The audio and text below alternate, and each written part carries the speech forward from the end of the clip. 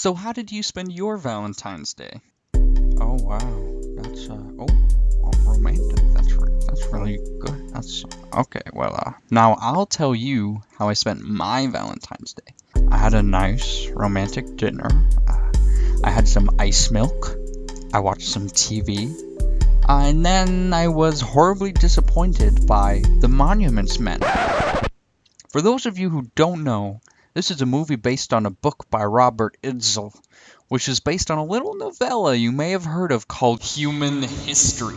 Essentially, it follows the many escapades of the brave people who participated in an initiative to save the art of Europe from captivity or destruction at the hand of the Nazis. Let me read you a snippet from the prologue of the book on which the film is based. But what if I told you there was a major story about World War II that hasn't been told? A significant story at the heart of the entire war effort, involving the most unlikely group of heroes you've never heard of? Holy hell! Take my money right now, Robert Edsel. You got a real winner on your hands. So that begs the question. Who screwed it up? Who can I blame for this sloppy mess that I'll begrudgingly describe as a movie? Let's go to the Internet Movie Database to find out, shall we? There's so many people on this list, who can I blame? John Goodman. John Goodman? Screw you, John Goodman. Screw you and your jowls.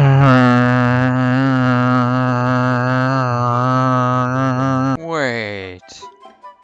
Doesn't he play Sully in Monsters, Inc.? Oh my god. I can't blame him. I'm so sorry, John Goodman. I'm so sorry for blaming you for this failure. I'll find the real culprit. I'll find the real culprit if it's the last thing I do. I promise you that. Let me think. Well, I guess the director is as good a person as any to blame for the complete and utter failure of a movie. Let's see who directed Monuments. Oh my god! George Clooney? How did you stand in front of the camera and behind the camera, George? You perfect animal? Oh wait, I guess that didn't work out too well. Listen, George, that might work for Mel Gibson. That guy was so drunk the whole time, he didn't actually know where he was in relation to the camera. You better leave that to the alcoholics. All kidding aside, is Mr. Clooney really cut out to be both an actor and a director? Let's go to the dumpster behind Sobeys and see what the Rotten Tomatoes have to say. Oh no, I'm descending into a pit of despair. You can clearly see that his past forays wearing the director's cap are a mixed bag, if those professional film critics are to be believed. His films seem to range from scaly anal rash to double chocolate donut on the chimpanzee scale of quality, as you can see by this graph validated via the scientific method. One thing you'll notice about all those George Clooney directed films is that the cast is one of the main features. The same holds true for The Monuments Men. You've got Sully from Monsters, Inc., Gorgeous George, Jason Bourne, Galadriel, Peter Venkman, Dimitri Leonidas, and so on. Unfortunately, this all-star cast is never utilized to its full extent. None of this was their fault, however, as very few of the scenes ever really allowed for them to shine on their own. In other words, all the scenes sucked. No matter how bad the script may or may not have been, the individual scenes of this movie could have been directed far better than they were. And I'm not saying that I'm the man for the job, mind you. But even as the film played before my very eyes, I was envisioning how each scene could have been executed in a much more interesting way.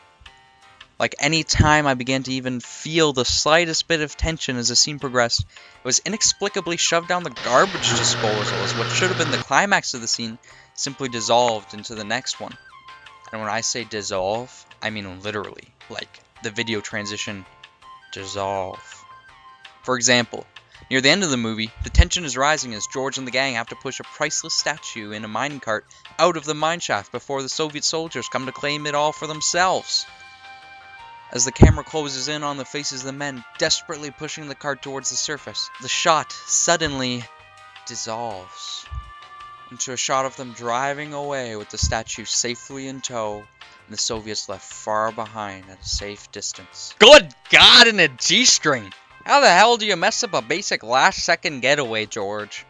All you had to do was have the guys push the cart out of the cave, frantically move it into the trailer, maybe dropping it once or twice on the way, while Scarface Rooskies fire wild shots at them from a distance. Then they would speed away and either dramatically block the road behind them by throwing dynamite out the back, or maybe there could have been an awesome World War II era car chase. Or, you know, I guess you could just dissolve. Whatever works for you, George. I know what you're all thinking. Didn't you say it was based on a book? And that the book is based on human history? Like, real history? That means they couldn't have just made all that stuff up, you ass. Wrong! This is the perfect kind of movie to Hollywoodize, in my humbly correct opinion. The book is a collection of disjointed events that are conveyed in a rather breathless manner. It's a lot of information covering a lot of years. And that's after the fact that the author even said himself that he left out the entire Italian theater of operations because it made the manuscript too long. This is material that provides you with the perfect premise, a whole host of amazing characters, and some great set pieces and real events. All a screenwriter has to do is make up some scenes to connect all these wonderful real-life things together, and it would have been the perfect action drama comedy thing. This wouldn't be an insult to the real men and women who bravely undertook the task of saving the world's culture. It would be the best way to bring their story, which would otherwise go largely unheard, to the masses. Anyone who's intrigued enough to find out the details will then be able to easily find the book that further and more realistically explains the events. Would that really be so bad? Let's look at the alternative box office flop that everyone will forget in a couple months. What an honor. Right from the get-go, the need for some good old movie magic is very apparent. After George Clooney gives the president a PowerPoint presentation about how he should be allowed to go save some art, there was an awkward montage where he goes and recruits a bunch of middle-aged men to be part of the Monuments Men. What's so awkward about it is that none of the opportunities were taken. It should have been a challenge to recruit everyone. This challenge to convince people to leave their families and homes and risk their lives for art would have helped us learn about the characters more. We would have seen what's important to them. Instead, everyone just kind of shrugged and said, "Sure, I'll do that." Yet another opportunity is missed in this montage. That the men Clooney is recruiting are middle-aged and otherwise completely unfit to join the army should have been a comedy goldmine. All the audience got instead was a few lumps of iron pyrite half-heartedly tossed at their faces. The only gag comes when the men have trouble climbing a wall in the obstacle course. That's it. The classic recruitment scenario that I'm talking about has been used in countless movies, particularly big heist movies and war movies, which the Monuments Men is kind of a mix of. I keep talking about scenes rather than the story as a whole for a reason, by the way. The movie just seems like a series of vaguely related events. Not until the very end does any semblance of a continuous narrative appear, and then it suffers from the problems mentioned before, so by that point, I didn't even really care. Until the final act, you could shuffle any of the scenes around and it wouldn't make a bit of difference. But this can't be entirely the director's fault. He has to work with the script he was given and try and put it on the big screen as faithfully as possible. Let's take a look at who the screenwriter was. Oh! George Clooney! Anyways, what was I talking about? Oh, yeah. This movie sucks. This movie tries to be funny, but only occasionally succeeds. Usually, all the elements of the joke are present, but the comedic timing is off because of the editing and direction. Sometimes, the punchline is completely sidestepped by one of those classy dissolves I was talking about earlier. Other times, the jokes are actually just punchlines without any setup at all. Old ladies in the theater seem to like them, I guess. But I didn't. It seems as though many of the lines were supposed to be funny simply because they were older, goofy-looking people like John Goodman saying them. You may think that I'm being too harsh on the film's sense of humor. It's not a comedy, after all, is it? Actually, I'm pretty damn sure that's what they were going for at least 40% of the time. But the movie didn't know how it wanted us to feel. The music was often lighthearted, even when bizarre and disturbing things were happening. At the opposite end of the spectrum, there were plenty of times the characters on screen were laughing, yet I wasn't even smiling. I was often glowering. I like to think that the black, soulless pit that is my heart can still chuckle at something other than the misfortune of others, but this movie really made me wonder. Now, it wasn't all bad. I tend to hyperbolize my discontent. I actually did stop glowering once to chuckle. A quick scene where the doctor is giving John Goodman think it was him anyway, a physical exam to determine his battlefield readiness, show the potential of the movie for comedy. Both Goodman, maybe it was Bill Murray, and the doctor are smoking. And then the doctor just starts coughing his lungs up as he moves a stethoscope around on John Goodman's chest. It's a funny poke at the fact that everyone smoked back then, that nearly everyone smokes in every scene of that movie. More little moments like that would have made this movie a real gem. A real missed opportunity for one such moment came when the Monuments Men landed at Normandy in 1944. Months after D-Day, when no machine gun fire threatened their ascent up the beach. I could envision the scene clearly in my head. The same camera angles and lens flares as Saving Private Ryan. John Goodman pukes in the background. Everyone moves away and grimaces. Maybe someone waves their hand in front of their nose, pushes the smell away. They'll land on the beach and, with the shaky camera looking over the shoulders, storm out of the landing craft, only to have Goodman fall over and everyone trips over him. A simple little parody of the classic scene would have tickled my moviegoer bone and my funny bone. But no. The landing craft just scoots up in a flat shot, and everyone gets out and looks around. Missed opportunity seems to be the key phrase that comes to mind when I think about this movie.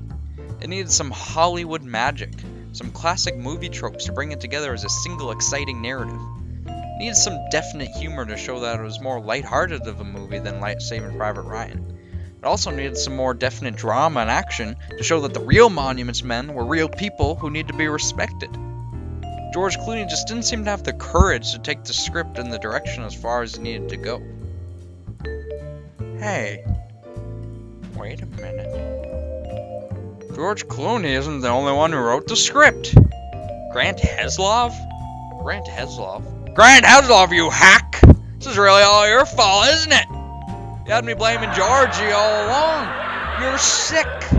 What else have you done? Oh. You and George are kind of a team, eh?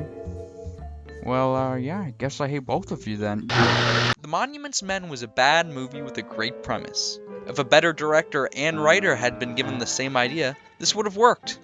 Maybe Edgar Wright could make a good comedy of it. Catherine Bigelow would probably make it a pretty tense drama. But as it stands with Clooney and Heslov, I couldn't even recommend seeing it at all. Instead, you should watch the 1964 classic, The Train, which has a similar kind of idea, but is superior in every conceivable way. Everyone comment and like and do whatever else you can do in the newfangled interwebs thing, because I just saved a $10.99 on a movie ticket. Adios!